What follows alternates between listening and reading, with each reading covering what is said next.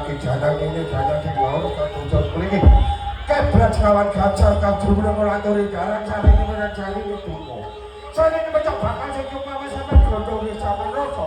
assalamualaikum salam kula yang coba lami gajah asmoro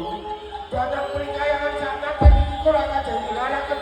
kesenian kula mudal mek gaya kira Joko